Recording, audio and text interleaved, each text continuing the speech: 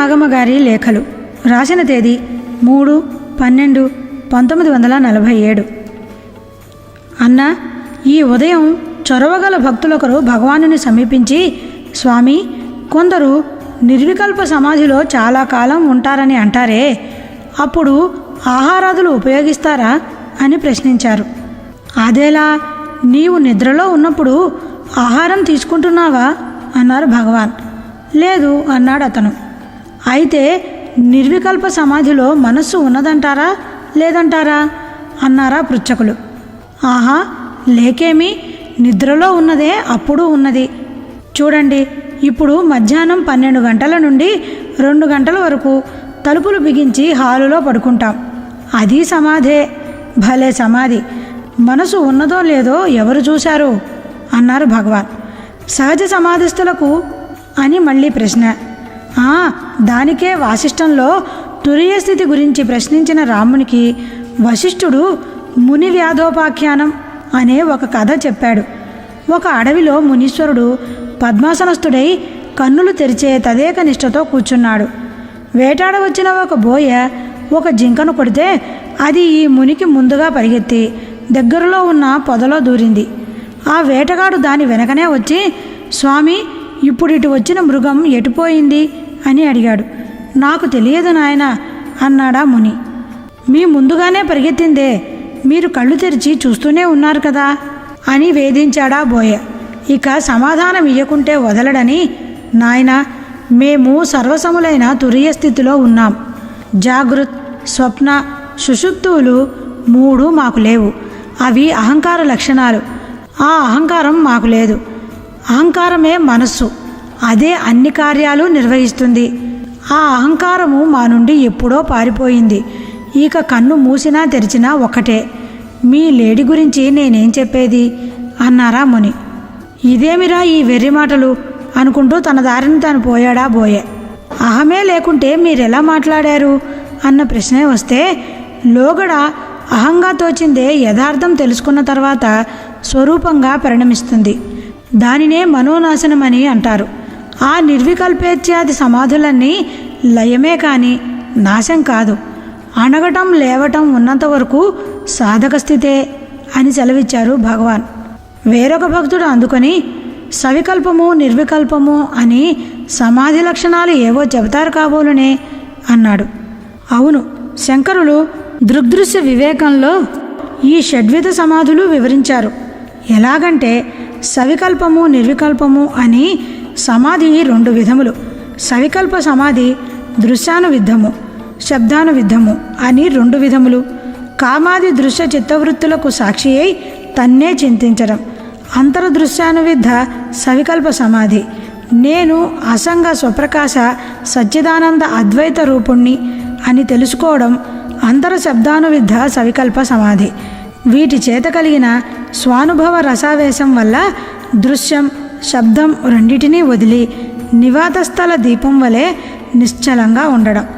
అంతర్నిర్వికల్ప సమాధి హృదయంలో వలనే బయటను దృశ్య వస్తువుల నామరూపాదులను ఉపేక్షించి స్వరూపాన్నే చూడ్డం. బాహ్య దృశ్యానువిద్ధ సవికల్ప సమాధి ఆ సచ్చిదానంద వస్తువునే అఖండైక రస బ్రహ్మమని ఎప్పుడూ ఎరక కలిగి ఉండడమే.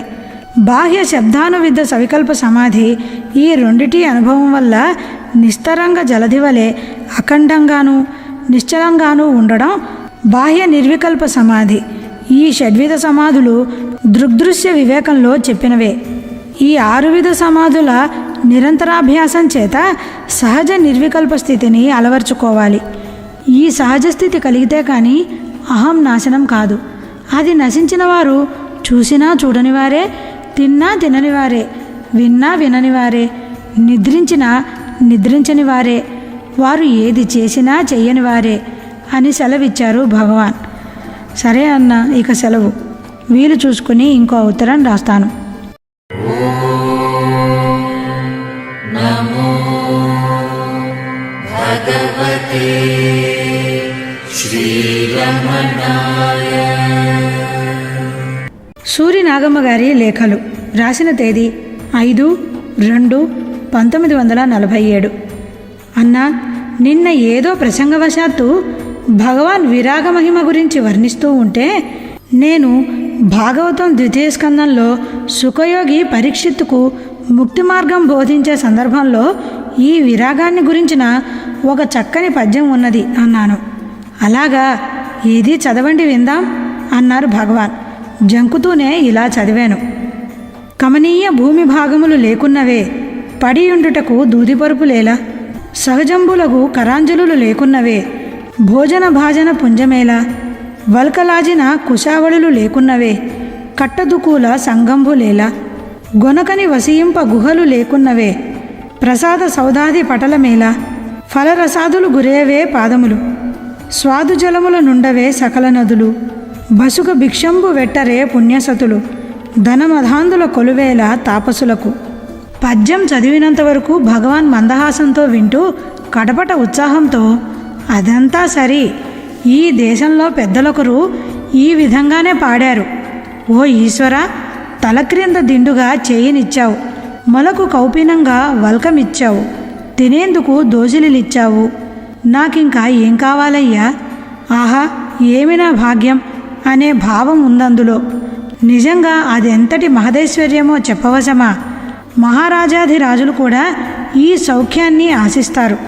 దానికి ఏదీ సాటిరాదు.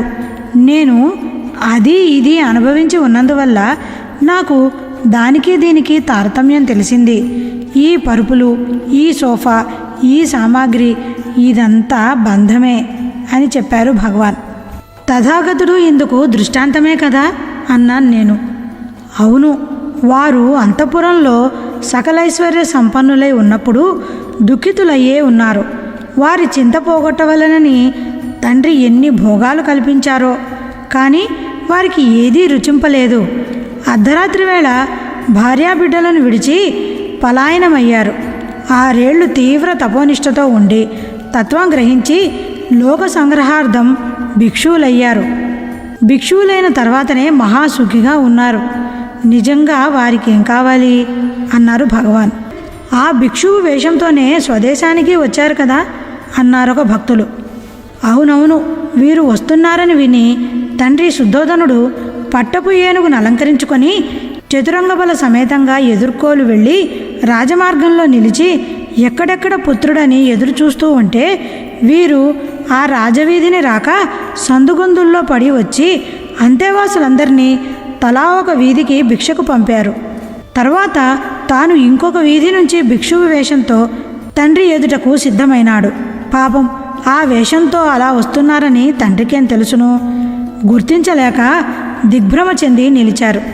భార్య యశోధర గుర్తించి కుమారుణ్ణి నమస్కరింపజేసి తాను నమస్కరించింది.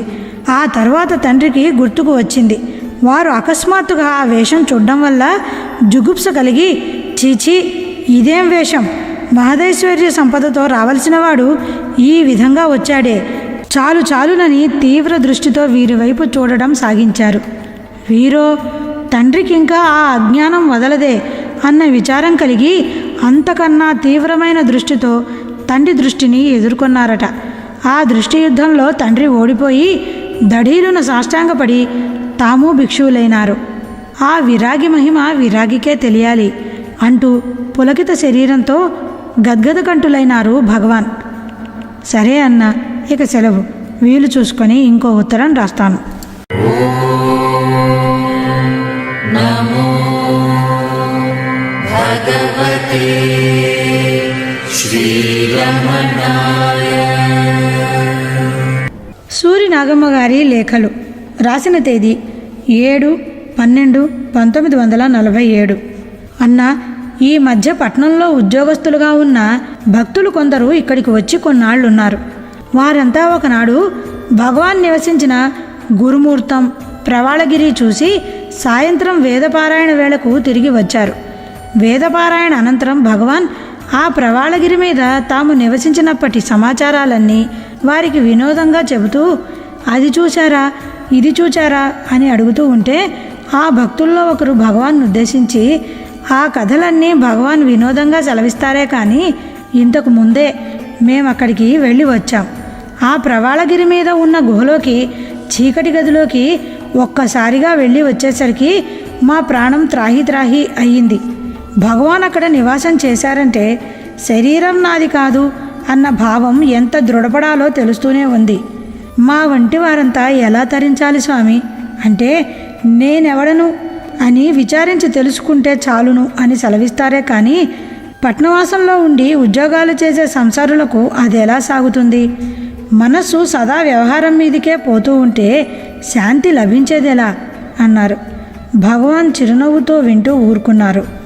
ఈ దినం ఉదయాన నేను వెళ్ళేసరికి ఇక్కడ నివాసంగా ఉన్న ఒక భక్తుడు శ్రీవారితో ఇష్టాగోష్ఠిగా మాట్లాడుతూ నిన్న సాయంత్రం పట్నం నుంచి వచ్చిన వారు అడిగిన దానికి భగవాన్ సమాధానం చెప్పనేలేదు. ఎందువల్లనో పూర్వం శివప్రకాశం పిళ్ళై అడవిని వెరుత్తుం అన్న పద్యం రాసినప్పుడు భగవాన్ ఇలాగే నవ్వుతూ ఊరుకున్నారట. అదేమిటి భగవాన్, అలా విజన స్థలంలో ఉంటే కానీ జ్ఞానులు కాలేరనా అర్థమా అని అడిగాడు. కాలేరని ఎవరన్నారండి? వారి వారి సంస్కారాలను అనుసరించి చిత్తవృత్తి ఏర్పడుతుంది. కొందరు అందరిలో ఉండి అన్ని పనులు చేస్తూనే ఆత్మవిచారణ చేసి జ్ఞానులవుతారు. ఉదాహరణకు జనక, వశిష్ఠ, రామకృష్ణాదులంతా అందుకు దృష్టాంతమే. కొందరికి అదంతా ఉపద్రవంగా తోచి విజన ప్రదేశానికి వెళ్ళి ఆత్మవిచారం వల్లనే జ్ఞానం పొందుతారు. అందుకు సనక సనందాదులు, సుఖ వామదేవులు ప్రమాణభూతులు. ఎవరికైనా అంతర్విచారణ తప్పదు. అదే పురుషకారం. శరీరయాత్ర ప్రారబ్ధానుసారం నడుస్తుంది. అందుకు మనమేం చెప్తాం అని సెలవిచ్చారు భగవాన్. శివప్రకాశం పిళ్ళై రాసిన తమిళ పద్యానికి తాత్పర్యం ఇదిగో. ఓ రమణ సద్గురు, శరీర పోషణాదులు వదిలి యమనియమాదులతో కూడిన ఉత్తమ తపస్సును చేయకుంటే విశుద్ధమైన జ్ఞానము కలగదు అని నీ శ్రేష్టమైన చరిత్ర వల్ల విశదీకరించి నీ అడుగులను అనుసరించి నడిచే భక్తులకు సర్వం విడువనక్కర్లేదు, విచారణయే చాలును అని చెప్పుటకు అర్థమేమి? సరే అన్న, ఇక సెలవు. వీలు చూసుకొని ఇంకో ఉత్తరం రాస్తాను. నమో భగవతే శ్రీరమణాయ. సూరి నాగమ్మ గారి లేఖలు రాసిన తేదీ 13/1/1948. అన్న, ఈ ఉదయం అంతేవాసులలో ఒకరైన సుందరేశ అయ్యరు ఏదో పుస్తకాలు పుచ్చుకుని శ్రీవారి సోఫా పక్కనే కూర్చుని భగవాన్ ముఖ ప్రసన్నతను అవలోకించి ఈ పుస్తకంలో మనోవృత్తి జ్ఞానమని ఒకచోట రాసి ఉన్నది కదా, మనోవృత్తి జ్ఞానం అంటే ఏమిటి అని చల్లగా అడిగారు. అదా, మనోవృత్తి లేనిది ఆత్మను తెలుసుకోవడం అనేది ఉండదు. ఆత్మను తెలుసుకోవాలి, తెలుసుకుందాము, తెలుసుకున్నారు అని అంటారు కదా. ఏ విధంగా తెలుసుకుంటారు? తెలుసుకోవడానికి తానొకడు ఉండాలి కదా. తాను ఉన్నవాడేననుకో, ఉన్నానని తెలుసుకోవడానికి ఒక వృత్తి కావద్దా మరి? అందువల్ల అంతర్ముఖమైన మనోవృత్తిని విజ్ఞానమని, ఆ వృత్తినే బహిర్ముఖం అయినప్పుడు అజ్ఞానమని అంటారు. ఆ అజ్ఞానానికే మనస్సు అని, చిత్తమని పేర్లు. ఆ వృత్తినే అంతర్ముఖమైనప్పుడు బుద్ధి అని, అహమని చెప్పవలసి వస్తుంది. అన్నిటి కూడకే అంతఃకరణం. అహము అచలం కదా. ఈ అంతఃకరణం అనే ఉపాధి వల్ల బహిష్కరణాలైన పంచభూత సృష్టి కలిగింది.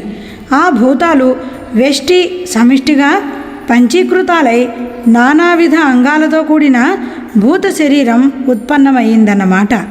అంతఃకరణం అనే ఉపాధి వల్ల కలిగిన ఈ భూత సృష్టినంతా తోసివేసి మనసు అంతర్ముఖమైనప్పుడు వృత్తిజన్య జ్ఞానం కలుగుతుంది. అంటే వృత్తికి మూలం తెలుస్తుందన్నమాట. ఆ మూలానికే అహంస్ఫురణ అని, ఆత్మ అని రకరకాల పేర్లు. మనసు వల్లనే కదా దాన్ని తెలుసుకోవడం. అందువల్ల దానినే మనోవృత్తి జ్ఞానమని అంటారు. అంటే శుద్ధసత్వమైన మనస్సు అని అర్థం. నానా విధాలుగా విజృంభించేది అదే, తాను తానుగా ఉన్నట్లు ఉండేది అదే. దాన్ని ఏమైనా అనుకో, ఏదో ఒకటి అని బోధించారు భగవాన్. ఈ ప్రసంగమంతా వింటూ కూర్చున్న నూతనులొకరు కొంచెం నిదానించి, స్వామి, జ్ఞానానికి పరేచ్ఛా ప్రారంధం తప్ప మరేవీ ఉండవంటారే, నిజమేనా అని ప్రశ్నించారు. అదేనండి, జ్ఞానానికి అజ్ఞానానికి ఇచ్ఛ అనిచ్ఛ పరేచ్ఛ ప్రారబ్ధాలు మూడు సమానంగానే ఉంటవి. అనుభవము అంతే. అయితే జ్ఞానికి నేను చేస్తున్నాననే తలపు ఉండదు, కాబట్టి బంధం ఉండదు. అజ్ఞానికి నేనే చేస్తున్నాననే తలపు ఉండడం వల్ల బంధం ఏర్పడుతుంది. ఇదే వ్యత్యాసం. మన ఏవ మనుష్యాణం కారణం బంధమోక్షయోహో అన్న ఉపనిషత్ వాక్యానుసారం అన్నిటికీ మనస్సే కారణం. ఆ మనస్సుకు తలుపులే రూపం. ఆ తలుపులకు మూలం తెలుసుకుంటే బంధం ఉండదు. ఈ మూలమే తాను. తన్ను తానరసి ఉన్నట్లుంటే ఎన్ని తలుపులు రాని పోని తన్నేమీ బాధించవు అన్నారు భగవాన్. సరే అన్న, ఇక సెలవు. వీలు చూసుకొని ఇంకో ఉత్తరం రాస్తాను. ఓం నమో భగవతే శ్రీ అరుణాచల రమణాయ. ఓం నమో భగవతే శ్రీ అరుణాచల రమణాయ. ఓం నమో భగవతే శ్రీ అరుణాచల రమణాయ. సూరి నాగమ్మ గారి లేఖలు. రాసిన తేదీ 6/2/1948. అన్న, 30వ తేదీ రాత్రి మహాత్మా నిర్యాణ వార్త అంతటా తెలిసింది కదా. స్త్రీలు అప్పుడు ఆశ్రమంలో ఉండరాని సమయం కనుక ఇంటి వద్దనే ఉన్నాము. ఆ వార్త వినగానే భగవాన్ ఏమన్నారో అని మనస్సు తహతహలాడింది. రాత్రివేళ అటు వెళ్ళడానికి జంకి మరునాడు ఉదయం 7:30 గంటలకి ఆశ్రమానికి వెళ్ళాను. రేడియోలో ప్రార్థన జరుగుతున్నది. ఒక పత్రికలో గాంధీజీ చిత్రపటంతో సహా నిర్యాణ వార్త వచ్చింది. భగవాన్ చదివి ప్రార్థన వింటూ, అలా ప్రార్థనలు చేసిన వారికి ఇది పూజ అన్నారు సానుభూతితో. రేడియోలో వైష్ణవజనతో అన్న పాట వచ్చేసరికి విచారసూచక దృష్టితో మౌనం ధరించారు భగవాన్. 9:30 గంటలకి భగవాన్ బయటికి పోయే నిమిత్తం లేవబోతూ ఉంటే ఒక పత్రికా విలేకరి వచ్చి మహాత్మా మరణాన్ని గురించి 10 మంది వినున్నట్లు భగవాన్ ఏమైనా సెలవిస్తే పత్రికలో ప్రకటిస్తానని వేడుకున్నాడు. భగవాన్ గద్గద స్వరంతో, వారి ఈ విధమైన మరణానికి ప్రతి మానవుని హృదయం తప్పిస్తూనే ఉన్నది. నేను ప్రత్యేకించి చెప్పేటందుకు ఏముంది? విచారించని వారెవరు? నీకు ఏదైనా చెబితే ప్రకటిస్తావు, ఇక ఒక్కొక్కరే వచ్చి అడగడం సాగిస్తారు. ఎందుకది అని సెలవిచ్చారు. బయటకు వెళ్ళి వచ్చేసరికి 10:30 గంటలయ్యింది.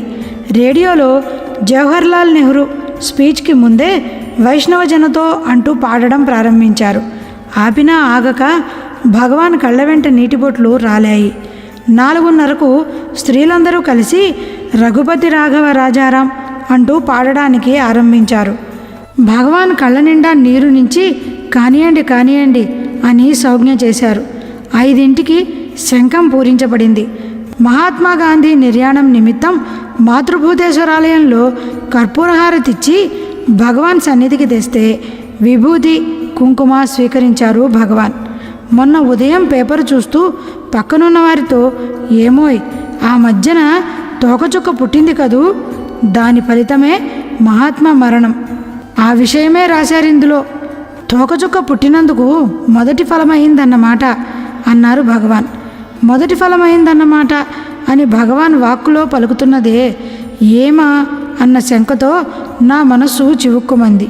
ఇంతలో మరొక పేపర్ తీసి, ఇదిగోనోయ్ గుండు పేల్చినవాడు ప్రార్థనకు వచ్చే మహాత్మకు ఎదురుగా వచ్చి నమస్కరించి, ఇవాళ అంత ఆలస్యంగా దయచేశారేమి అని అడిగాడని, ఏదో జాగైందని వారు అన్నారని, వెంటనే గుండు పేల్చాడని ఉన్నదోయ్. రాముడు రావణ సంహార కార్యం ముగిసిన తర్వాత తిరిగి వైకుంఠానికి వెళ్ళాలన్నమాట మరిచి ఉంటే దేవతలంతా యోచించి యముణ్ణి పంపారట. వారు యతివేషంతో వచ్చి, వచ్చిన పని ముగిసింది, స్వర్గానికి దయచేయండి అన్నారట వినయంగా. ఇది అలాగే ఉంది.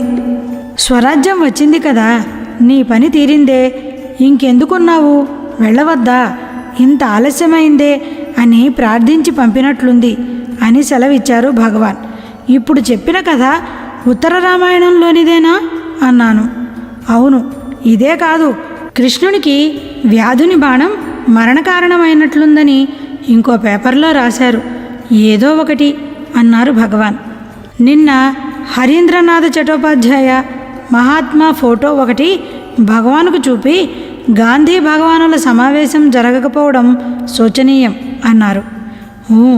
లోగడ వారు ఈ ఊరు వచ్చారు కదా, అప్పుడు ఆశ్రమం దాటి ప్రదక్షిణం రోడ్డున ఆనుకొని ఉన్న ద్రౌపదమ్మ కోవెల దాటగానే ఉన్న మైదానంలో మీటింగ్ ఏర్పాటయ్యింది. తిరిగి వచ్చేటప్పుడు ఇక్కడికి వస్తారని ఇక్కడి వారు అనుకున్నారు. కానీ జనసంకులం ఎక్కువైనందువల్ల వచ్చే అవకాశం లేకపోయింది. ఎకాయకి స్టేషన్కే వెళ్ళిపోయారు. ఆ తర్వాత ఎంతో అనుకున్నారట. శంకర్లాల్ బ్యాంకర్కు వారిని ఇక్కడికి తీసుకొని రావాలని చాలా పట్టుదల. 1938లో రాజేంద్ర ప్రసాద్, జమ్నాలాల్ బజాజ్ మొదలైన వారంతా ఇక్కడికి వచ్చినప్పుడు స్కందాశ్రమం చూసి మహాత్మను కొన్నాళ్ళు అక్కడ ఉంచాలని చూశారు. కానీ సందర్భించలేదు. సబర్మతి, వార్ధా మొదలైన చోట్ల ఎవరు కానీ మనసు బాగుండడం లేదని వారితో అన్నప్పుడల్లా రమణాశ్రమానికి వెళ్ళి అక్కడ ఒక నెల రోజులు ఉండి రండని వారు చెప్పేవారట. రామస్వామి రెడ్డియార్ మంత్రి కాగానే మహాత్మా వద్దకు వెడితే మీరు రమణాశ్రమానికి ఎంతకాలంగా వెడుతున్నారు అని అడిగారట. 30 ఏళ్ల నుంచి వెడుతున్నానని వారంటే, అలాగా, నేను 3 సార్లు యత్నించాను, ఇంతవరకు వెళ్ళే వీలు కలగలేదు అన్నారట మహాత్మా. ఏం చేస్తాం, విడిస్తే కదా వచ్చేందుకు అన్నారు భగవాన్.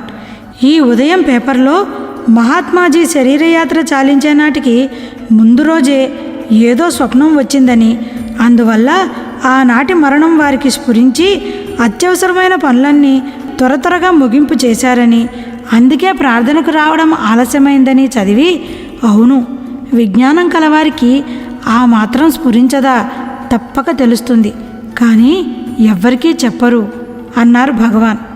సరే అన్న, ఇక సెలవు. వీలు చూసుకొని ఇంకో ఉత్తరం రాస్తాను. నమో భగవతే శ్రీరమణాయ. సూరినాగమ్మ గారి లేఖలు. రాసిన తేదీ 7/2/1948. అన్న, అబ్బాయి తిలక్ లండన్ నుంచి ఇక్కడికి వచ్చి 15 రోజులయ్యింది. పరీక్షా ఫలితం ఇంకా తెలియలేదు. త్వరగా రమ్మని తండ్రి రాయడం వల్ల మొన్న 30వ తేదీ మధ్యాహ్నం వెళ్ళదలిచి ముందు రోజు సాయంకాలమే బజారుకు వెళ్ళి భగవాన్కి ఇవ్వాలని ద్రాక్ష, ఖర్జూరం మొదలైన పళ్ళు తెచ్చాడు. 30వ తేదీ ఉదయం పలహార వేళకు అన్నీ ఒలిచి పళ్ళెంలో పెట్టుకుని ఇద్దరం వెళ్ళాం. వంట ఇంటి వారు వాటిని నన్నే వడ్డించమన్నారు. అలవాటు లేనందువల్ల ముందు భగవాన్ వద్దకే తీసుకెళ్ళాను. గద్దింపు స్వరంతో, ఏమది అన్నారు భగవాన్. అబ్బాయి పళ్ళు తెచ్చాడు అన్నాను. ఓహో, సరి, ఒక్కొక్కటే వెయ్యండి అన్నారు భగవాన్. శ్రీవారికి వడ్డించి అందరికీ అదే విధంగా వడ్డించాను. ఈ లోపల కొండ అరటిపళ్ళు 4 ఉంటే 10 మందికి మాత్రం చిన్న చిన్న తుంపులు వేసి పెద్ద తుంపొకటి భగవాన్ విస్తట్లో వేశాడు శివానందం.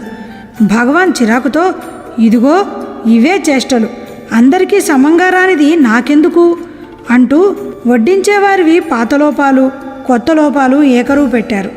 అంతా మెదలకుండా తిని లేచి వెళ్ళారు. భగవాన్ ప్రసన్నులై లేచేందుకు కాళ్ళు సర్దుకుంటూ ఉండగా సెలవడిగే నిమిత్తం తిలక్, నేను దగ్గరికి వెళ్ళాం. నమస్కరించి, అబ్బాయి ఊరికి వెడతాడట అన్నాను. ఓహో, అలాగా, పళ్ళు తెస్తే పరీక్ష పాస్ అయ్యాడనుకున్నాను.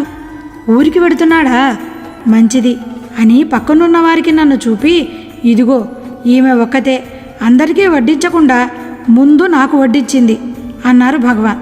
అయ్యో, కొత్త కావడం వల్ల అలా చేశాను, అది తప్పే భగవాన్ అన్నాను. అది సరి, అందుకే చెబుతున్నా, అందరికీ వడ్డించిన తర్వాత భగవాన్కు వడ్డిస్తే అందరికీ సమానంగా వస్తుంది. ఒకవేళ మిగలలేదనుకో, మనకు లేకపోయినా బాధ లేదు, అందరూ తింటే భగవాన్ తిన్నట్లే అనే సంతృప్తి కలుగుతుంది. ఎప్పటికైనా అలాగే వడ్డించాలి, అది మంచి పద్ధతి. అందరూ తింటే భగవాన్ తిన్నట్టు కాదు అని సెలవిచ్చారు భగవాన్. నిజమే, పొరపాటయ్యింది అన్నాను. సరి దానికేమీ అన్నారు భగవాన్. నీవు చూచావో లేదో, ఆశ్రమంలో ముప్పొద్దుల భోజనశాలలో గంట కొట్టడానికి ముందే ఇడ్లీలతో సహా వండిన అన్ని పదార్థాలలోనూ కొంత తీసి ఆవులకు, కాకులకు, కుక్కలకు, కోతులకు, బీదసాదలకు, ఆశ్రమంలో ఉండే జీవరాశులన్నిటికీ వేస్తే కానీ భగవాన్ భోజనానికి రారు. శ్రీవారి భోజన సమయంలో ఒక్కొక్కప్పుడు పిచ్చుకలు రావడం కద్దు. వాటికి ముందు అన్నం వేస్తేనే కానీ భగవాన్ ఊరుకోరు. ఉడతలు, నెమళ్ళు వస్తే వేరుశనగ పప్పు వేయిస్తారు.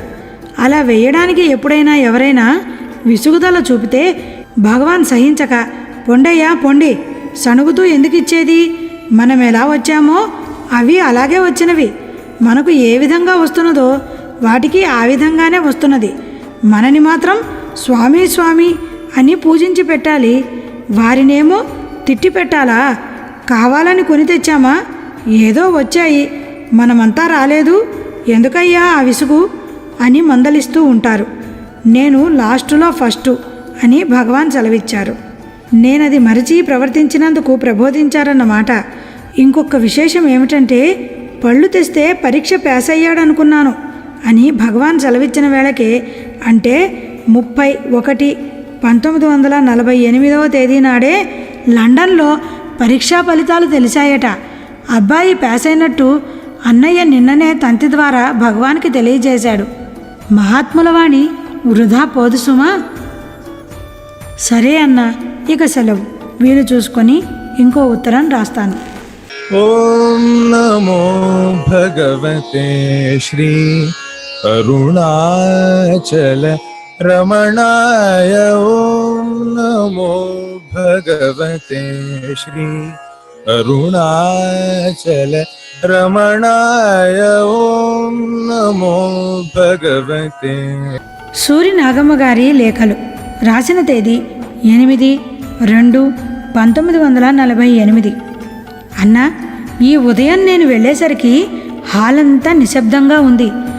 అగరవత్తుల ధూపం హాలు చుట్టూ ఆవరించి సువాసనలు వెదజల్లుతోంది. భగవాన్ పేపర్లు చదివి ముగించి ప్రశాంతంగా కూర్చున్నారు. కృష్ణస్వామి గడియారానికి కీ ఇస్తున్నాడు. ఉన్నట్టుండి ఒకరు, స్వామి, నాస్తికులు, అద్వైతులు వాద ప్రతివాదాలు చేసుకుంటారే, వారి అభిప్రాయ భేదాలేమిటి అని ప్రశ్నించారు. గడియారం టంగు టంగున గంటలు కొట్టింది. భగవాన్ చిరునవ్వుతో, అభిప్రాయ భేదాలేమిటా? ఇదిగో చూడండి, ఈ గడియారానికి ఇప్పుడు కీ తిప్పారు గనక తిరుగుతూ గంటలు కొట్టింది. తిప్పేవాడు ఒకడుండాలి, లేకుంటే గడియారం తిరగదంటారు అద్వైతులు. తిప్పేవాడు ఉన్నాడని ఒప్పుకుంటే వాడిని తిప్పేందుకు ఇంకొకడుండాలి. అలా లెక్కిస్తే మొదలు చివర ఉండదు.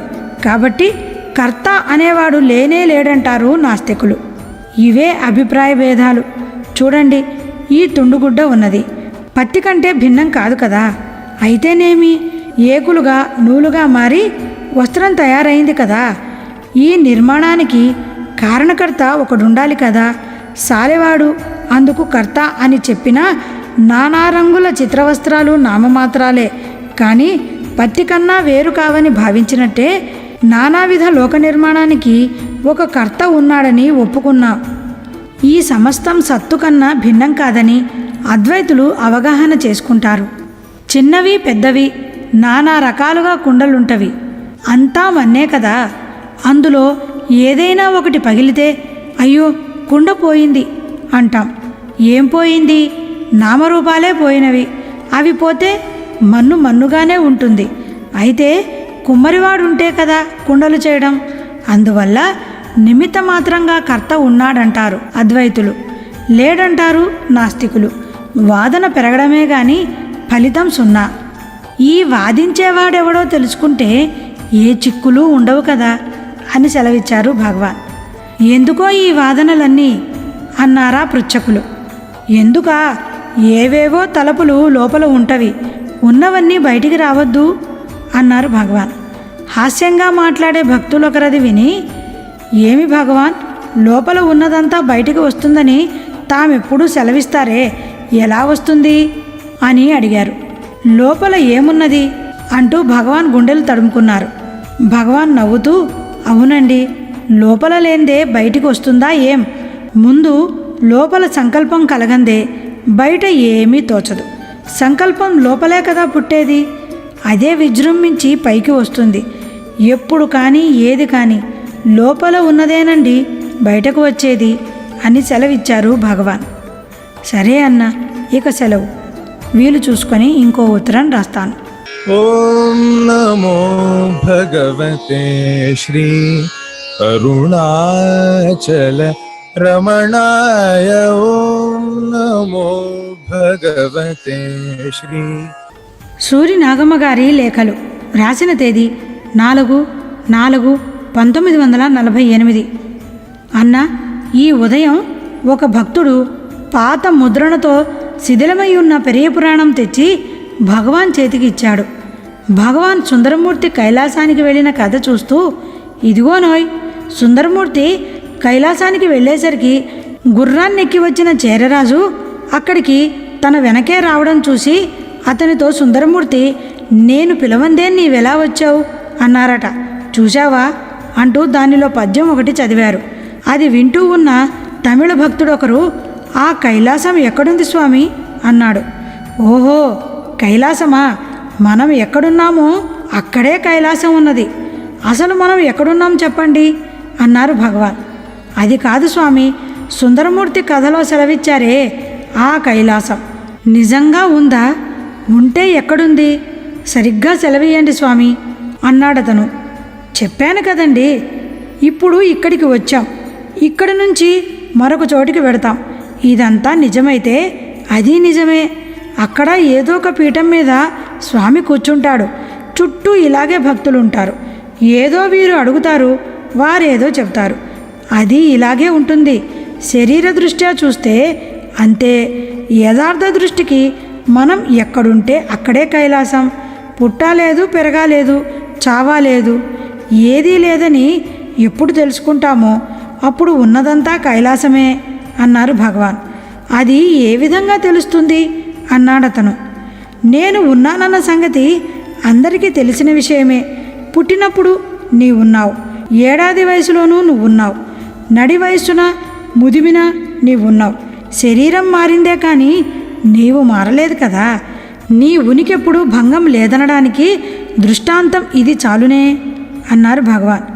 అతడు అంతటితో ఆ ప్రశ్న వదిలి, జ్ఞానికి సుఖదుఖాలు శరీర బాధలు లేవంటారే, సుందరులు అప్పరు, ఈశ్వర నీ దర్శనమైందన్న సంతోషంతో గంతులు పెట్టినట్టు ఉంది.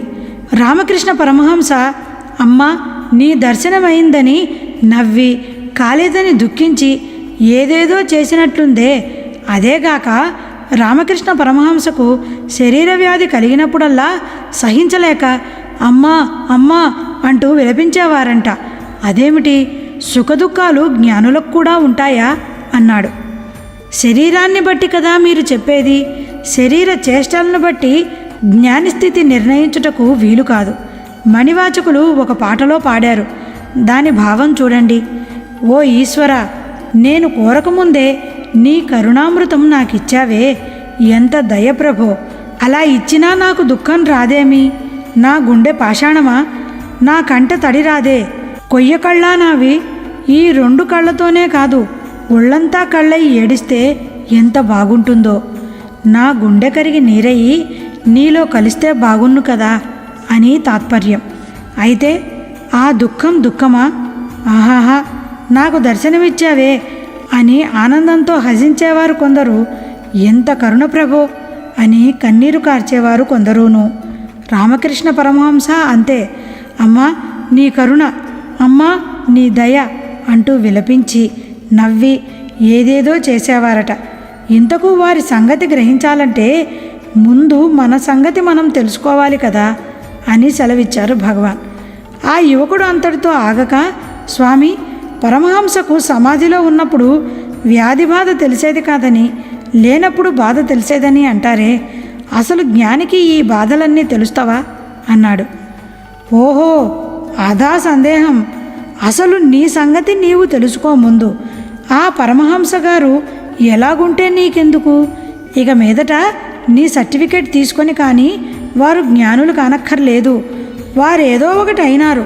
చిన్నతనంతో పోని నిద్రతో పోని ఈ జాగ్రత్తావస్థలోనైనా నీవెలా ఉన్నావు, ఎక్కడ ఉన్నావు, నీ ఉన్నది కైలాసమా, భూలోకమా, వైకుంఠమా, ఏదో తెలుసుకొని జ్ఞానివి కారాదా ఏమిటి అన్నారు భగవాన్. మరి ప్రశ్న లేదు. సరే అన్న, ఇక సెలవు. వీలు చూసుకొని ఇంకో ఉత్తరం రాస్తాను. నమో భగవతే శ్రీరమణాయ. సూరి నాగమ్మ గారి లేఖలు. రాసిన తేదీ 4/4/1948. అన్న, ఈ ఉదయం ఒక భక్తుడు పాత ముద్రణతో శిథిలమై ఉన్న పెరియ పురాణం తెచ్చి భగవాన్ చేతికి ఇచ్చాడు. భగవాన్ సుందరమూర్తి కైలాసానికి వెళ్ళిన కథ చూస్తూ, ఇదిగోనోయ్, సుందరమూర్తి కైలాసానికి వెళ్ళేసరికి గుర్రాన్నెక్కి వచ్చిన చేరరాజు అక్కడికి తన వెనకే రావడం చూసి అతనితో సుందరమూర్తి, నేను పిలవందే నీవెలా వచ్చావు అన్నారట. చూశావా అంటూ దానిలో పద్యం ఒకటి చదివారు. అది వింటూ ఉన్న తమిళ భక్తుడొకరు, ఆ కైలాసం ఎక్కడుంది స్వామి అన్నాడు. ఓహో, కైలాసమా? మనం ఎక్కడున్నామో అక్కడే కైలాసం ఉన్నది. అసలు మనం ఎక్కడున్నాం చెప్పండి అన్నారు భగవాన్.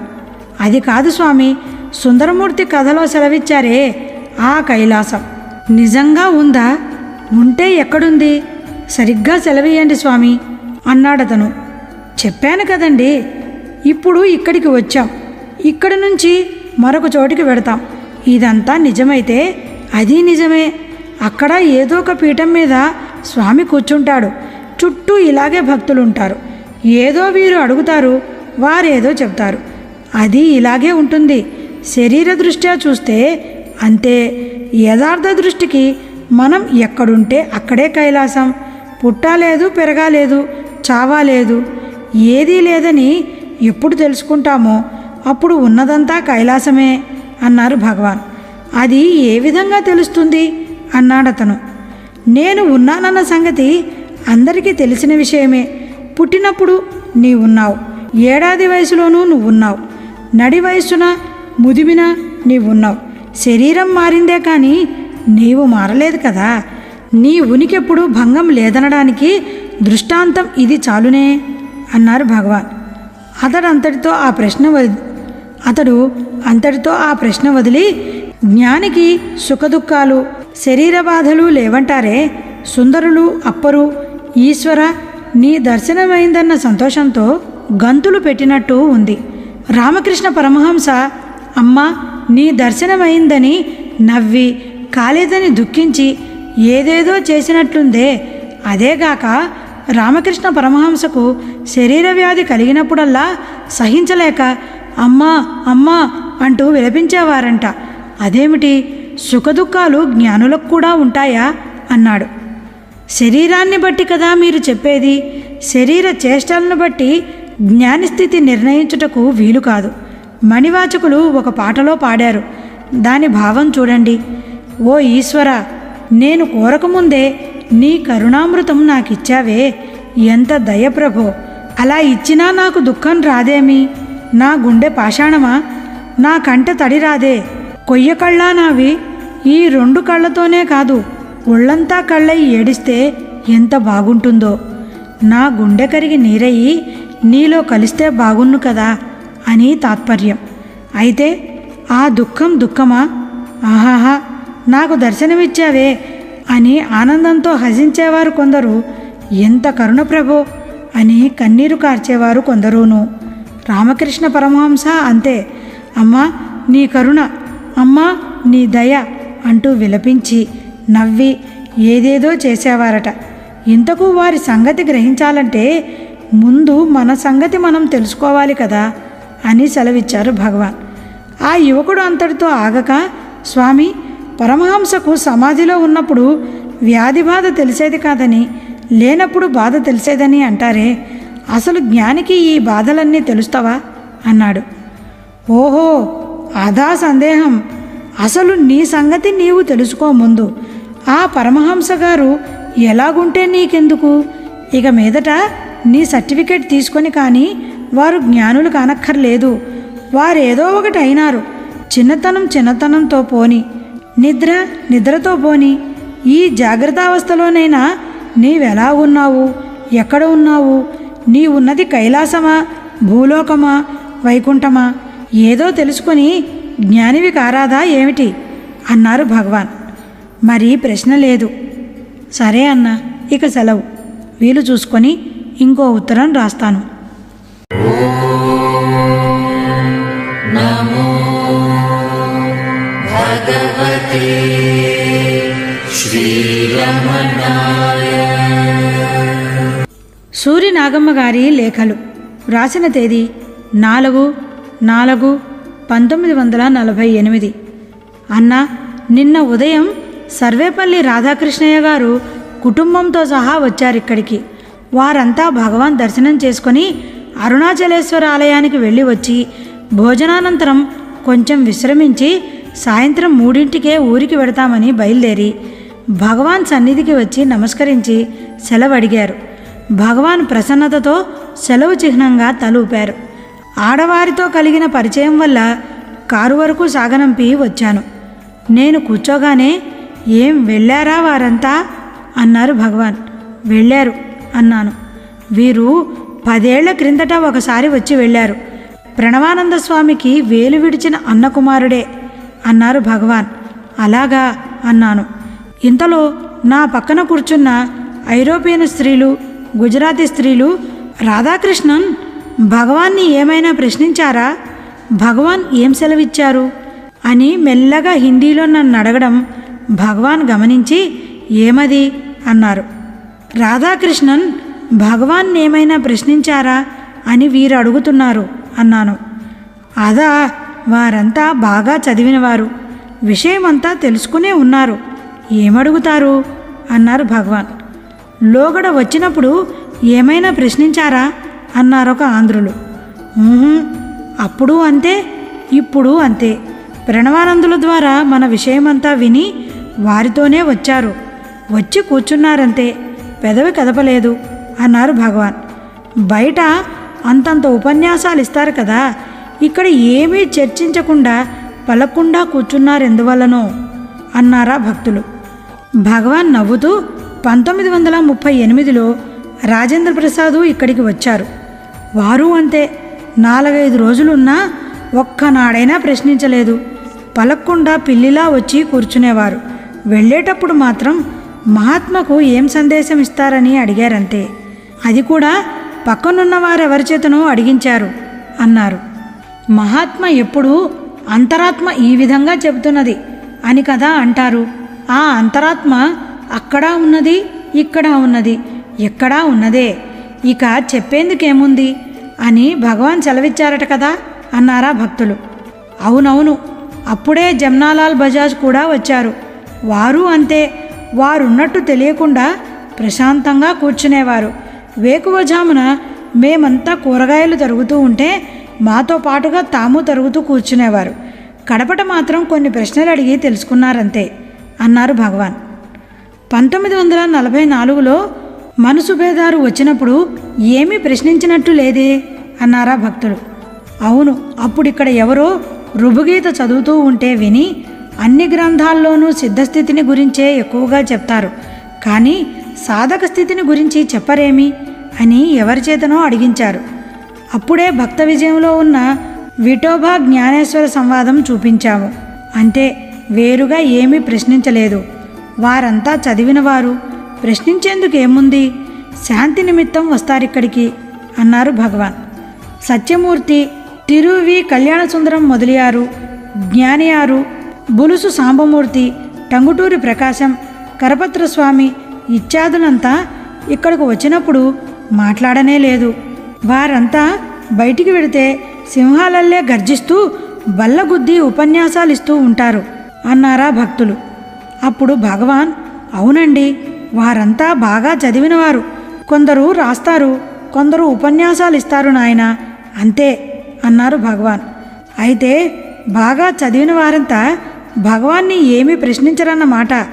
మా వంటి మధ్య రకమేనా వేధించేది, అడక్కపోతే మాకే విధంగా తెలుస్తుంది భగవాన్ అన్నారా భక్తులు.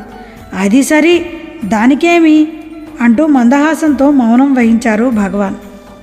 సరే అన్న, ఇక సెలవు. వీలు చూసుకొని ఇంకో ఉత్తరం రాస్తాను. నమో భగవతే శ్రీరమణాయ. సూరి నాగమ్మ గారి లేఖలు. రాసిన తేదీ 6/4/1948. అన్న, ఈ మధ్యాహ్నం 3ంటికి 4-5 ఏళ్ల పిల్లవాడొకడు తల్లితో సహా వచ్చాడు. తల్లి భగవానుకు నమస్కరించి కూర్చుంది. ఆ పిల్లవాడు పదే పదే మొక్కడం ప్రారంభించాడు. భగవాన్ నవ్వుతూ అనుచరులతో, అదిగో చూడు, పదే పదే మొక్కడం సాగించాడు. నమస్కారం చేస్తే మనం ఇష్టం వచ్చినట్టు అడగచ్చని అభిప్రాయం. ముందు మొక్కితే తర్వాత చేష్టలు ప్రారంభించవచ్చు. చిన్నవాడు, వాడికేం తెలుసు? అంతా చేస్తుంటే తాను ప్రారంభించాడు. మొక్కినందుకు వెంటనే ఫలం దొరకాలోయ్. వాడికి కావాల్సింది అరటిపండు. ఇస్తే మానేస్తాడు. ఉంటే ఇవ్వు అని ఇప్పిస్తే వెంటనే బిడ్డ కూర్చున్నాడు. కొంచెం ఆగిన తర్వాత ఒకరు వచ్చి భగవానుకు సాష్టాంగపడి ఏ వేళకు లేవలేదు. సమీపస్తులు లేపి కూర్చోమన్నారు. అతడు ఎలాగో లేచి మళ్ళీ మళ్ళీ నమస్కరిస్తూ వారింపబడుతూ చివరకు కూర్చున్నాడు. భగవాన్ తన పక్కనున్న వారితో, నమస్కారం అంటే పదే పదే మొక్కడమేనని వారి అభిప్రాయం. ఏం చేస్తాం, అసలు నమస్కారం అంటే మనస్సు అణగడమే అన్నారు. సాష్టాంగ నమస్కారం అంటే అర్థమేమిటి భగవాన్ అన్నాడా భక్తుడు. అదా, సా అష్ట అంగ నమస్కారం అంటే చేతులు 2, కాళ్ళు 2, భుజాలు 2, వక్షస్థలం, లలాటం, ఈ 8 అంగాలు భూమి మీద ఆనించి నమస్కరించడం. ఆ సాష్టాంగ నమస్కృతి యొక్క భావం ఏమంటే, మన్ను మన్నుతో చేరుతుంది, నేను నేనుగా ఉంటాను అని తాత్పర్యం. విచారించి తెలుసుకోవాలి. అది తెలుసుకోకుండా ఏం చేసినా లాభం లేదు. ఉట్టుట్టి నమస్కారంతోనే అంతా వశం కావాలంటారు. కోరిందల్లా స్వామి ఇచ్చివేయాలి, మూటాముల్లా కట్టి ఇచ్చేందుకు. ఎవరైనా నమస్కారం చేశారంటే నాకు భయం. వాళ్లకు మనం అణిగి ఉండాలి. వాళ్ళు చెప్పినట్టు మనం వినాలి. వారి కోరికలన్నీ తీర్చాలి. వారి మనస్సు తెలుసుకొని వర్తించాలి. ఒక్కటా నమస్కారం చేస్తే చాలు, మన మీద అధికారం వచ్చేస్తుంది. మన పాటే ఇలాగుంటే ఈశ్వరుని పాటో పాపం. వారు ఎందరికి అణిగి ఉండాలో, ఎందరి మాట వినాలో, ఎందరికి వరమియ్యాలో చూడండి. స్వామిత్వానికే ఇంత ఉంటే వారి మాట చెప్పాలా? ఎవరైనా నమస్కారం చేయకుండా ఉంటే నాకు పరమ సంతోషం. ఎందుకంటే మనం వాళ్ళకి కట్టుపడనక్కర్లేదు కదా. జ్ఞాని తానెప్పుడూ నమస్కారం ఆశీర్వాదం చేయనక్కర్లేదు. ఎందుకంటే వారి మనస్సు ఎప్పుడూ అణిగే ఉండటం వల్ల సదా అందరికీ నమస్కారం చేస్తూనే ఉంటారన్నమాట. మనం నమస్కరిస్తే వారు ఎదురు నమస్కరించలేదే, పోని ఆశీర్వాదమైనా చేయలేదే, ఇదేం స్వామిరా అని కొందరు అనుకుంటారే కానీ ఎదుటివారు ఇంకా వంగకముందే వీరు నమస్కరిస్తూ అణిగిపోతారు. ఆశీర్వాదం అన్నా అంతే. సదా మనస్సు అణిగి ఉండడమే ఆశీర్వాదం. జ్ఞాని మనస్సు ఎప్పుడూ అణిగే ఉంటుంది కదా. ఇక చేసేదెవరు, చేయబడేదేమి అని సెలవిచ్చారు భగవాన్. సరే అన్న, ఇక సెలవు. వీలు చూసుకొని ఇంకో ఉత్తరం రాస్తాను. నమో భగవతే శ్రీరమణాయ. సూరి నాగమ్మ గారి లేఖలు. రాసిన తేదీ 8/4/1948. అన్నా, ఈ మధ్యాహ్నం నేను వెళ్ళేసరికి భగవాన్ సన్నిధిలో ఒకరు గురుపాద మహిమ అనే పాటలు పాడుతున్నారు. పాట ముగియగానే భగవాన్ నన్ను ఉద్దేశించి, ఇదిగో ఈ పాటలు తత్వరాయర్ స్వామి వ్రాసినవి, గురుపాద మహిమ విన్నారు కదూ అన్నారు. పాటలు విన్నాను.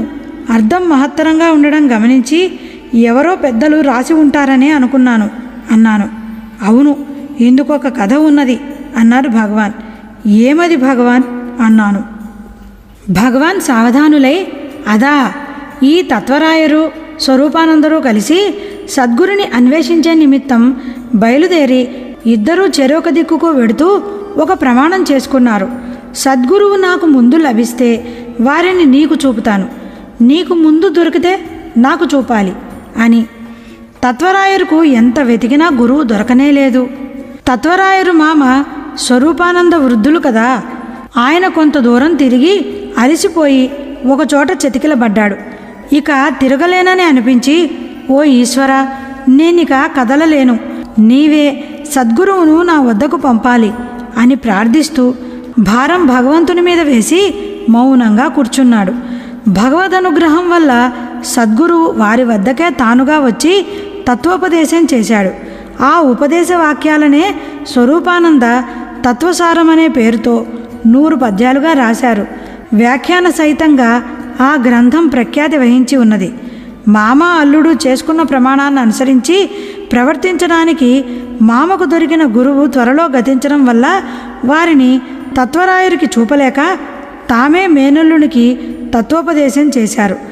స్వరూపానంద తత్వసారం మాత్రమే రాశారు, కానీ తత్వరాయరు లెక్కలేనన్ని పాటలు పాడారు. పోగా మిగిలినవి ఎన్నో ఉన్నవి. అందులో ఈ గురుపాద మహిమ ఒకటి అని సెలవిచ్చారు భగవాన్. సరే అన్న, ఇక సెలవు. వీలు చూసుకొని ఇంకో ఉత్తరం రాస్తాను. నమో భగవతే శ్రీరమణాయ. సూరి నాగమ్మ గారి లేఖలు. రాసిన తేదీ 9/4/1948. అన్న, ఈ మధ్యాహ్నం 3ంటికి ఒక ఆంధ్రా యువకుడు భగవానుని సమీపించి ఖిన్న వదనంతో, స్వామి, నాదొక విన్నపం ఉంది, చిత్తగించాలి. బెంగుళూరు నుంచి కొత్తగా వచ్చాను. ముక్తి పొందడానికి ధ్యానం ఎలా చేయాలో తెలియక విచారిస్తున్నాను. అందుకు సాధనను సెలవిచ్చి తరింపజేయాలి. అనుగ్రహించి నా విచారం పోగొట్టి కడతేర్చాలి అని ప్రార్థించాడు. ఇప్పుడేం చేస్తున్నావు అన్నారు భగవాన్. ఏమీ చేయడం లేదు స్వామి, అందుకే ధ్యానం ఎలా చేయాలో సెలవియ్యండి అంటున్నాను అన్నాడతను. ధ్యానం ఎందుకు చేయాలి? ముక్తి అంటే ఏమిటి? దేని నుండి తరించాలి? అసలు ఎందుకీ విచారం కలిగింది అన్నారు భగవాన్. పాపం అతనేమీ చెప్పలేక ఊరుకున్నాడు. ఏదో ఆందోళన పడుతున్నట్టు ముఖంలో గోచరిస్తున్నది. భగవాన్ కొంచెం నిదానించి దయతో చూస్తూ, పైన వచ్చేదంతా తోసివేసే నిమిత్తం ఇష్టదేవత మీద మనసు నిలిపి ధ్యానించడమో లేక స్వరూపమందే మనస్సుంచి విచారించడమో చేస్తే క్రమంగా పైదంతా పోయి ధ్యానమే ఉంటుంది. ధ్యానం వేరే చేయనక్కర్లేదు, తానుగానే ధ్యానిస్తూ సదా ఉంటుంది. ఉన్నదే ధ్యానం. ముక్తిని వేరే పొందడం అనేది లేదు. పైదంతా పోగొట్టుకోవడానికే ముక్తి. మనస్సును ఒక చోట నిలుపుకోవడానికే ప్రాణాయామాది సాధనలు. ప్రాణాయామం అంటే బయటికి విజృంభించే మనస్సును లోపల నిలుపుకోవడమే. రవ్వంత వాయు నిరోధం చేస్తే మనస్సు లోపల నిలుస్తుంది. జప తపాదులన్నిటికీ ముందే ప్రాణాయామం చెప్పారు. ప్రాణాన్ని కొంచెం నిరోధిస్తే అంతర్విచారణకు అవకాశం కలుగుతుంది. ఇష్టదేవత ధ్యానం కానీ స్వరూప ధ్యానం కానీ చేస్తే ప్రాణం దానంతట అదే నిరోధించబడుతుంది. అలా చేయగా చేయగా ఆ ధ్యానమే తానవుతాడు. అప్పుడు చేసేవాడు, చేయబడేది అనే రెండుండవు, అంతా ఒకే స్వరూపం అవుతుంది అని సెలవిచ్చారు భగవాన్. ఆ యువకుడు అదంతా వింటూ చిత్రప్రతిమ వలె కూర్చున్నాడు. భగవాన్ తమ పక్కనే ఉన్న ఇంకో భక్తునితో, ఇదిగో చూడు, ఈశ్వరుడు అను ఆత్మ అను ఏదో ఒక పేరు. అతను ఎప్పుడూ ఎక్కడ ప్రత్యక్షమయ్యే ఉన్నాడు, కానీ చూడలేరు. ఏదో తపస్సు చేస్తే ఎక్కడి నుంచో దిడీలున ఇలా ప్రత్యక్షం కావాలంటారు. ఏం చేసేది? అతనిలో మనమున్నాము, అతనెక్కడా అని వెతుకుతాం.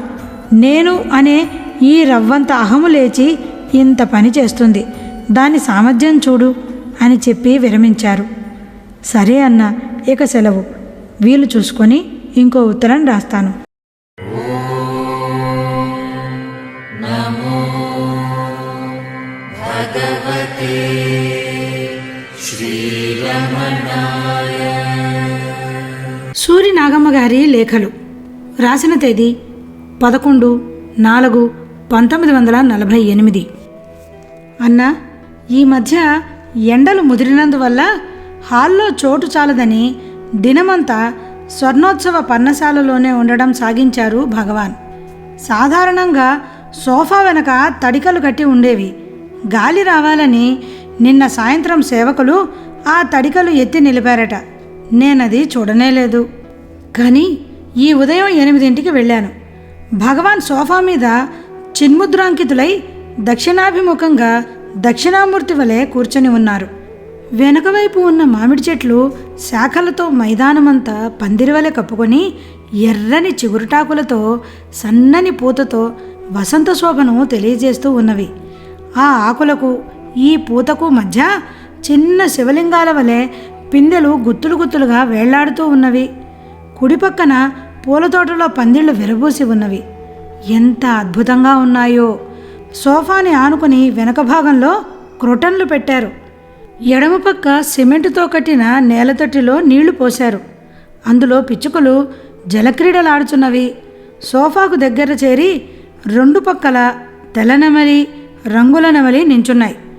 అగరొత్తుల ధూపం గుమగుమలాడుతూ సువాసనలు అందిస్తోంది. ఆకుల సందులో నుంచి నీరెండ బంగారు పూత వలె అక్కడ ప్రసరించి భగవాన్ శరీరం మీదికి ఎగబ్రాకి వింత శోభను చేకూరుస్తూ ఉంది. ఆ దృశ్యం చూసి నమస్కారం చేశానో లేదో అలాగే నిలబడిపోయాను. ఏమమ్మా అంటూ సౌజ్ఞ చేశారు రామచంద్రయ్యర్. నా సంతోషం పట్టలేక, అన్నా ఆ దృశ్యం చూచారా? చుట్టూ ఉన్న ఈ ప్రకృతి ఎంత బాగుందో, ఇలాగే ఫోటో తీస్తే బాగుండునే అన్నాను. భగవాన్ ఉలిక్కి పడ్డట్టు కదిలి, ఏమరి అన్నారు. ఏమీ లేదు, తడికలు ఎత్తి కట్టారు కదా, ఆ ప్రకృతి దృశ్యం ఎంత బాగున్నదో అంటున్నాను. పిందెలు వేలాడుతూ ఉన్న ఆ చెట్లు, పక్కనే పర్ణశాల వలె ఈ పాక, ఆ పూలతీగలు, ఈ క్రోటన్లు, ఈ తొట్టి, ఆ పిచ్చుకలు, ఈ నెమళ్ళు, ఇన్నిటి మధ్య భగవాన్ శరీరం మీద బంగారు పూత వలె పాకుతూ ఉన్న ఆ నీరెండ. ఆహా, ఎంత చక్కని దృశ్యం! ఇట్లాగే ఫోటో తీస్తే అన్నాను. భగవాన్ మందహాసంతో చుట్టూ పరికించి, అవునవును నిజమే, ఈ తడికలు నిన్ననే ఎత్తారు, కానీ ఈ దృశ్యం ఎవరి మనసులోని పడలేదు. ఫోటో తీస్తే బాగానే ఉంటుందోయ్ అన్నారు రామచంద్రయ్యర్తో. వారు సంతోషించి, తీస్తాం భగవాన్ అన్నారు. వెంటనే భగవాన్ పూర్వగాథను ఈ విధంగా సెలవిచ్చారు. నేను గురుమూర్తం దగ్గర ఉన్న అరటితోపులో కొన్నాళ్ళున్నాను కదా. అప్పుడు ఇలాగే ఒక మామిడి చెట్టు కింద నాకు ఒక చిన్న మంచె ఉండేది. వాన పడకుండా పైన గూడులా కట్టారు. పడుకుంటే కాళ్ళు చాపేందుకు లేదు, చాపితే బయట ఉండేవి. చాలా భాగం గూట్లో పిట్టలా కూర్చునే ఉండేవాణ్ణి. నా మంచెకెదురుగా పళనిస్వామికి ఒక చిన్న మంచె ఉండేది. అంత తోటలోనూ మేమిద్దరమే ఉండేవాళ్ళం. చిత్రం వటతరోర్మూలే వృద్ధా శిష్య గురుర్యువ అన్నట్లు ఉండేదన్నమాట. అప్పుడెవరూ ఫోటో తీయలేదు కాబోలు అన్నాను నేను. అప్పుడు ఈ ఫోటోలు ఎక్కడివి అంటూ, ఏమోయ్ ఇప్పుడు ఈ దృశ్యం ఫోటో తీయాలని అంటున్నదోయ్ అన్నారు భగవాన్. మధ్యాహ్నం ఏర్పాటు చేద్దాం అన్నారు రామచంద్రయ్యర్. భగవాన్ మళ్ళీ చెట్ల వైపు చూపించి, ఇదిగో అక్కడి మామిడి చెట్టుకి ఇలాగే పిందెలుండేవి. అవి రాలుడు కాలంలో నా మంచెకు ఉన్న గూడు మీద రాలి టప్పు టప్పు శబ్దమయ్యేవి. అవి పండినా తోలు పచ్చిగానే ఉండేది. అన్నీ పక్వానికి వచ్చిన తర్వాత కోసి మగ్గపెట్టేవాళ్ళు. ఈ లోపల ఏమయ్యేదనుకున్నారు? ఒక గబ్బిలం నిత్యం రాత్రికి రాత్రి వచ్చి ఎలా కనిపెట్టేదో కానీ పక్వానికి వచ్చిన పండ్లన్నీ కొంచెం కొంచెం కొరికి తిని క్రింద పడేసి పోయేది. ఆ శేషం మాకు లభించేది. గబ్బిలం ప్రసాదం అన్నమాట అని చెప్పేసరికి, ఆ తోటమాలి ఎప్పుడూ పండ్లిచ్చేవాడు కాదా అన్నారు రామచంద్రయ్యర్. కోసి మగ్గవేసిన తర్వాత ఇచ్చేవాడే స్వామి, ఎప్పుడు కావాలంటే అప్పుడు కోసుకోండి అని చెప్పేవాడు కానీ చెయ్యి పెట్టేవాళ్ళం కాదు. మనకు గబ్బిలం ప్రసాదం ఉన్నది కదూ, చెట్టునే మగ్గడం వల్ల రుచిగా ఉండేవి చాలదా ఏ? ఆ మంచెలు, ఆ ప్రకృతి, ఆ స్వేచ్ఛా జీవనం ఎంతో సుఖంగా ఉండేది. ప్రకృతిలో ఉండే సౌందర్యం ఎంతో సంతోషాన్ని కలిగిస్తుంది అని సెలవిచ్చారు భగవాన్. భగవాన్ అనుభవం ఎంత అందంగా ఉందో కదా అన్నా. సరే అన్నా, ఇక సెలవు. వీలు చూసుకొని ఇంకో ఉత్తరం రాస్తాను. ఓం నమో भगवते श्री अरुणाचल रमणाय ॐ नमो भगवते श्री अरुणाचल रमणाय ॐ नमो भगवते. సూరి నాగమ్మ గారి లేఖలు రాసిన తేదీ 12/4/1948. అన్నా, నిన్న ఉదయాన చూచిన ప్రకృతి దృశ్యాన్ని గురించి మధ్యాహ్నమే నీకు లేఖ రాసి రవ్వంత ఆలస్యంగా రమణాశ్రమానికి వెళ్ళాను. భగవాన్ నన్ను చూడగానే రామచంద్ర అయ్యరు, అనంతనారాయణరావు కలిసి ఇప్పుడే ఫోటో తీశారు అని చెప్పారు. అలాగా అన్నాను నేను. ఎండవేళ కదా, సోఫాకు వెనక పక్కన కట్టిన వట్టివేళ్ల తడిక మీద నీళ్లు చల్లి ఆ తడికలకు సోఫాకు మధ్యలో ఉన్న క్రొటన్ల మీద చిమ్మిరిగొట్టంతో నీళ్లు కొట్టి ఆ తుంపరలే భగవాన్ మీద కూడా పడేటట్టు చేశాడు కృష్ణస్వామి. భగవాన్ ఒళ్ళంతా రుద్దుకుంటూ, ఇదిగో అభిషేకం చేస్తున్నారు అని ముసిముసి నవ్వులు నవ్వి ఏదో గత సమాచారం స్మరణకు వచ్చింది కాబోలు అప్పుడే జరిగినట్టు అభినయిస్తూ ఇలా సెలవిచ్చారు. నేను ఈ ఊరు వచ్చిన తర్వాత 4 నెలల వరకు స్నానం లేదు, ఏమీ లేదు. అరుణాచలేశ్వర ఆలయ ప్రాకారంలో ఉండగానే ఒక దినం పొన్నుస్వామి అనే భక్తుని భార్య వచ్చి అమాంతం నన్ను లాగి కూర్చోబెట్టి సికాకాయతో తలంతా రుద్ది స్నానం చేయించింది. ఎప్పుడూ వస్తూ పోతూ ఉండేది. అప్పుడు అలాగే వచ్చిందనుకున్నాను. వచ్చేటప్పుడే అన్నీ సిద్ధం చేసి తెచ్చుకున్నది. అదే మనకి మొదటి స్నానం అన్నారు భగవాన్. తర్వాత రోజు స్నానం చేసేవారా అన్నాను నేను. స్నానం ఎక్కడిది, చేయించేదెవరు, చేసేదెవరు? ఆ తర్వాత దాదాపు 1 సంవత్సరానికి పైగా అలాగే పోయింది. గురుమూర్తంలో కొన్నాళ్ళు ఉన్నానా, అక్కడికి అట్టే జనాలు వచ్చేవారు కాదు. అందువల్ల తొందర లేకపోయింది. అయితే మీనాక్షి అనే ఒక ఆమె ఎప్పుడూ ఆహారం తెచ్చి ఇస్తూ ఉండేది. ఒకనాడు ఒక బాణ నీళ్లు తెచ్చి కాస్తున్నది. ఎందుకో అనుకున్నాను. ఒక బుట్టలో నుంచి నూనె, సీకాయి మొదలైనవి తీసి స్వామి రండి అని పిలిచింది. అయినా నేను పోలేదు. ఆమె ఊరుకుంటుందా? రెక్కపట్టి గట్టిగా లాగి కూర్చోబెట్టి నూనె అంటి స్నానం చేయించేసరికి జడలు కట్టిన జుట్టు సింగపు జూలల్లే వేలాడింది. అది 2వ స్నానం. ఆ తర్వాత పళనిస్వామి వచ్చాడు. ఏదో సరిపోయింది అన్నారు భగవాన్. ఈ విషయం చరిత్రలో లేదే అన్నాను. అవునవును, ఏమో అప్పుడు రాయలేదు. క్షౌరం కూడా అంతే. ఇక్కడకు వచ్చిన రోజే జరిగిన మొదటి క్షౌరం గురించి చరిత్రలో ఉన్నది కదా. రెండవది 1.5 సంవత్సరానికి జరిగింది. జుట్టంతా బుట్ట వలె అల్లుకొని పోతే చిన్న చిన్న రాళ్ళు దుమ్ము దానిలో ఉంది. తలంతా బరువుగా ఉండేది. ఇంతింత గోళ్ళు మొదలైన వాటితో భీభత్సంగా ఉండేవాణ్ణి. తర్వాత అంతా బ్రతిమాలి క్షౌరం చేయించారు. తలంతా గుండు చేసిన తర్వాత తల ఉన్నదా లేదా అనిపించింది నాకు.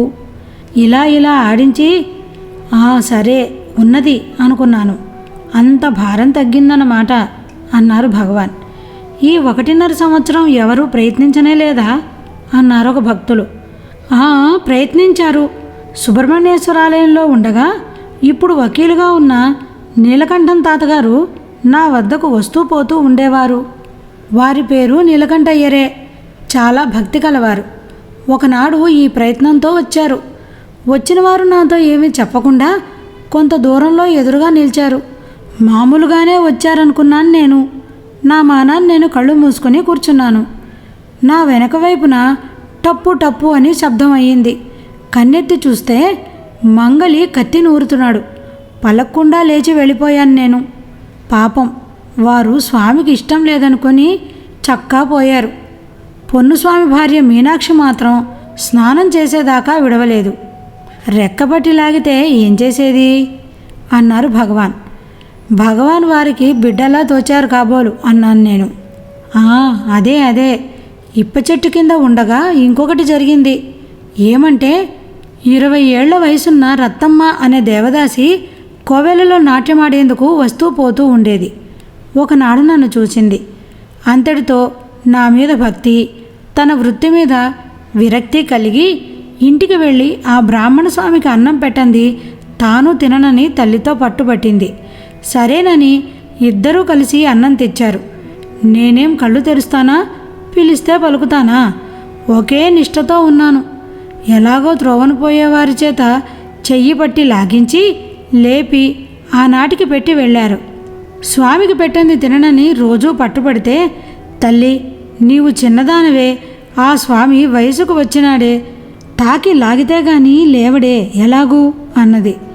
ఆ రత్తమ్మ తన మేనమామ కొడుకు ఒకడుంటే వాణ్ణి సాయం తెచ్చుకొని రోజూ వాడి చేత పెట్టించేది. కొన్నాళ్లకు ఆ పిల్లవాని బంధువులకది అవమానంగా ఉండి వాణ్ణి పంపలేదు. ఇదా పట్టు విడవదు. కడక ముసలిదే తెచ్చి పెద్దది కనుక తాకితే తప్పు లేదని నన్ను కదిపి చెయ్యి లాగి పెట్టిపోయేది. ఆ ముసలిది త్వరలోనే పోయింది. ఆ తర్వాత నేను అక్కడ ఉండనే లేదు. ఆ రత్తమ్మ దూరం రాలేకపోయింది పాపం. వృత్తి లేకుంటే భుక్తి లేక ఒక్కనితోనే ఉండేది. జాతి ఏదైతేనేమి పరిశుద్ధంగా ఉండేది. మహావైరాగ్యం, మంచి భక్తిను. పాపం ఒక్క కూతురుంటే ఆ వృత్తి వద్దే వద్దని పెళ్లి చేసింది అని సెలవిచ్చి గద్గదకంఠులయ్యారు భగవాన్. సరే అన్నా, ఇక సెలవు. ఉంటాను. మళ్ళీ వీలు చూసుకొని ఉత్తరం రాస్తాను. ఓం నమో భగవతే శ్రీ అరుణాచల రమణాయ. ఓం నమో భగవతే శ్రీ అరుణాచల రమణాయ. ఓం నమో భగవతే. సూరి నాగమ్మ గారి లేఖలు. రాసిన తేదీ 15/4/1948. అన్నా, ఈ మధ్యాహ్నం 2:30 గంటలకు వెళ్ళాను రమణాశ్రమానికి. భగవాన్ ఫలహారం చేస్తున్నారు. నన్ను చూడగానే శ్రీవారి ముఖం వికసించసాగింది. ఏదో సంతోషవార్త చెప్పగలరని అనుకున్నాను. రవ్వంత నిదానించి, ఇదిగో ఇవాళ దక్షిణ అమెరికా నుంచి ఒక ఫోటో, ఒక జాబు వచ్చినాయి. ఆ ఫోటోలో 6 పురుషులు, ఒక స్త్రీ ఉన్నారు. ఆ స్త్రీ నా ఫోటో తల మీద పెట్టుకున్నట్టు పెట్టి మధ్య కూర్చున్నది. 2 పురుషులు ఆమెకు 2 పక్కల నించున్నారు. 4 నించున్నారు. ఆ స్త్రీ నా ఫోటో తల మీద పెట్టుకున్నట్టు పెట్టి మధ్యన కూర్చుంది. 2 పురుషులు ఆమెకు 2 పక్కలా కూర్చున్నారు. 4 నించున్నారు.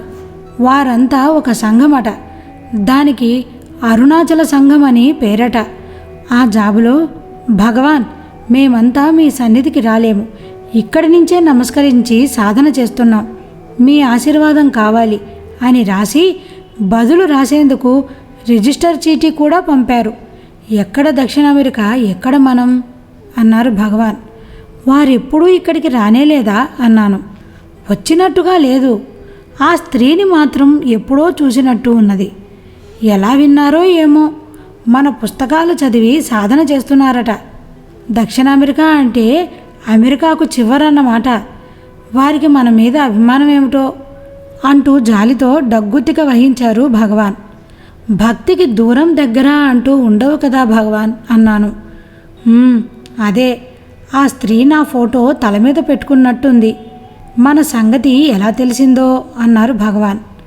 సూర్యుడు ఉదయించిన తర్వాత వెలుగు తెలియకుండా ఉంటుందా అన్నాను. అది సరి. 8 ఏళ్లకు పూర్వం నన్ను చూడాలని ఐరోపా నుంచి ఒక స్త్రీ వచ్చింది. ఆమె ఈ దేశంలో స్టీమర్ దిగి వేరే ఎక్కడా ఆగకుండా ఎకాఏకి ఇక్కడికే వచ్చింది.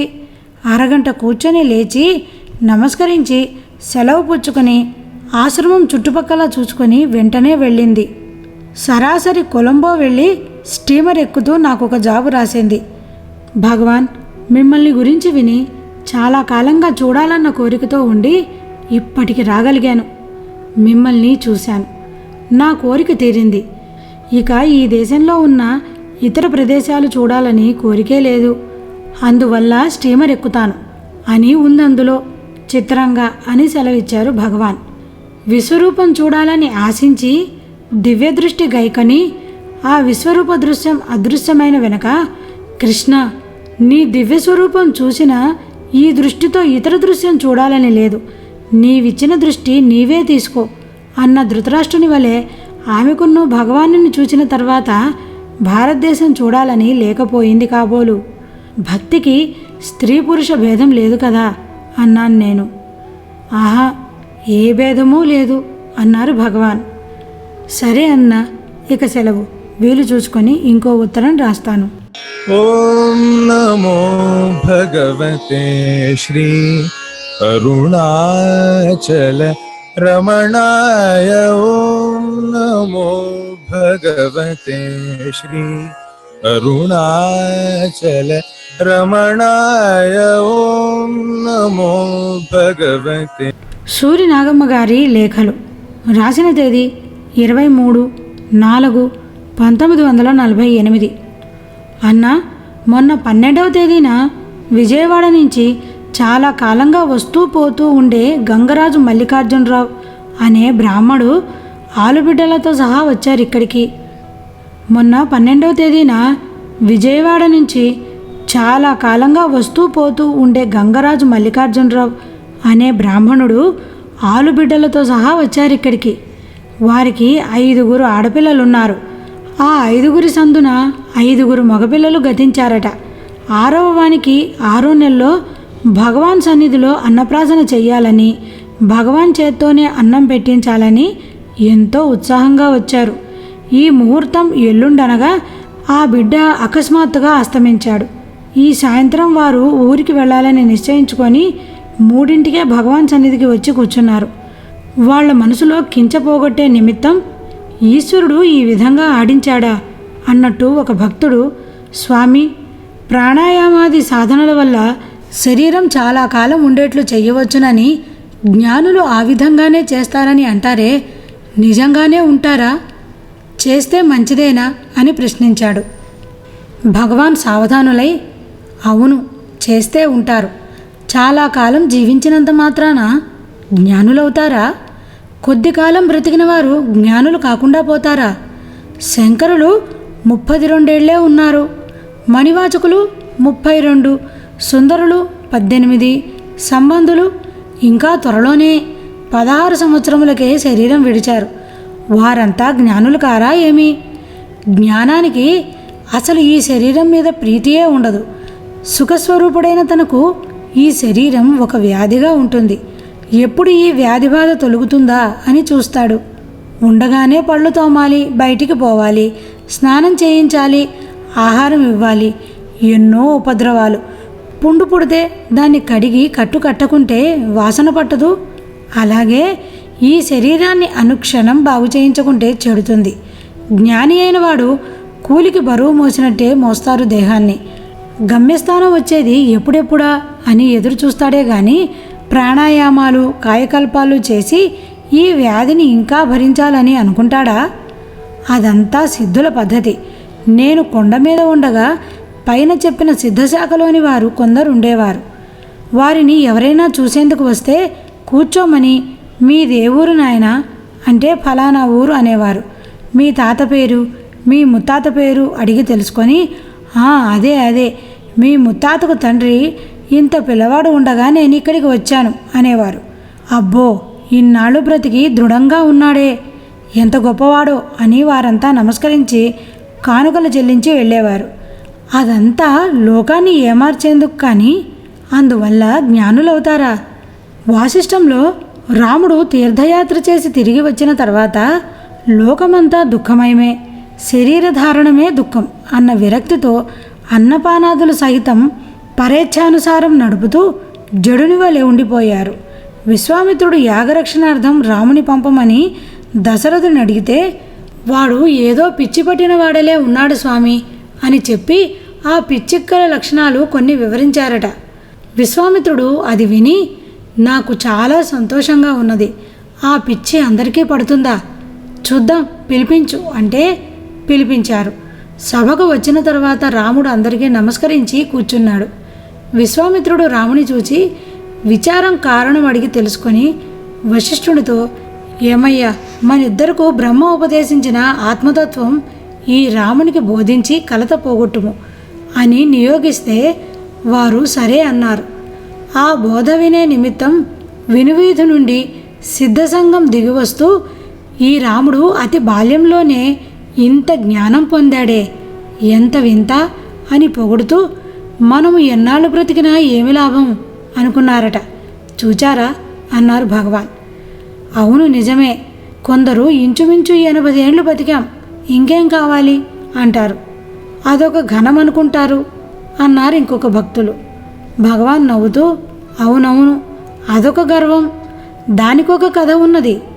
పూర్వం బ్రహ్మ ఒకసారి తానే చిరంజీవినన్న గర్వం కలిగి విష్ణు సన్నిధికి వెళ్ళి, నేనెంత గొప్పవాడినో చూచావా, చిరంజీవిని అన్నాడట. విష్ణువు, కాదు నాయన, నీకంటే పెద్దవాళ్ళు ఉన్నారు అన్నారు. అంటే అందరినీ సృష్టించేవాణ్ణి నేనే కదా, నాకంటే పెద్దవాళ్ళు ఎవరున్నారు అన్నాడట.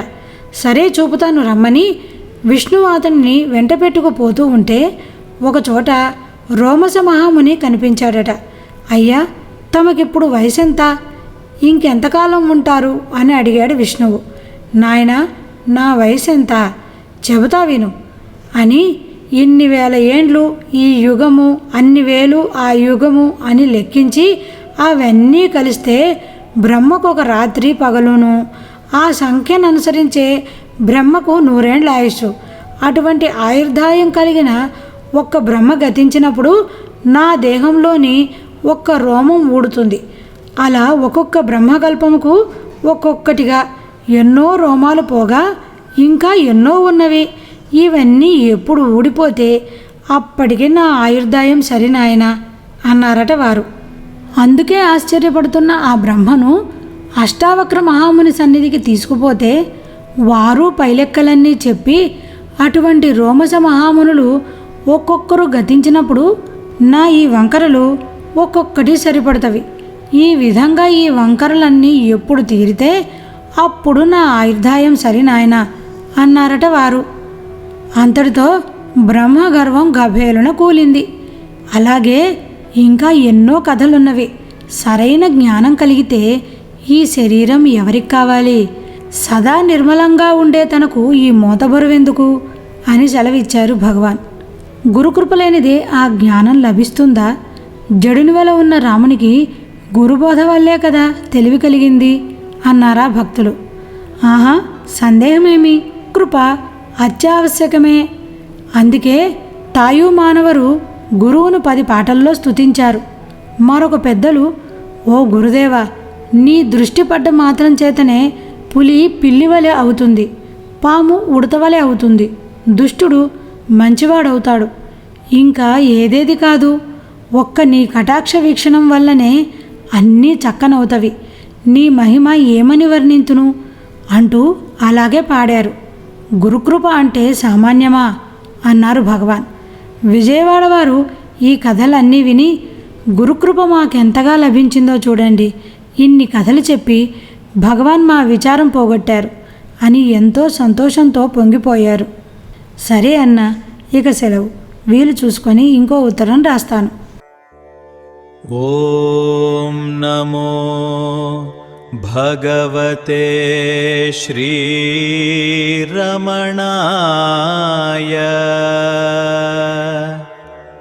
ఓం నమో భగవతే శ్రీరమణాయ.